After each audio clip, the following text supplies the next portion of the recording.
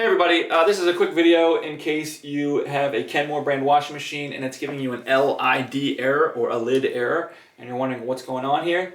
So this is almost self-explanatory because it's the lid error, so it means there's a problem with the lid. So this is a front loader, but if you're getting it would be from a top loader.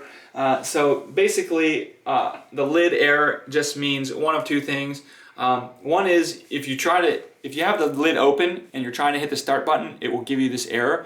And so it might, just like on a front loader, you might say, but it's closed. But you need to really check because it might look closed, but it's not really closed because something is kind of, you might have like a piece of clothing that didn't get all the way in and it's kind of hanging out and keeping the door from fully properly closing. So it will give you this error.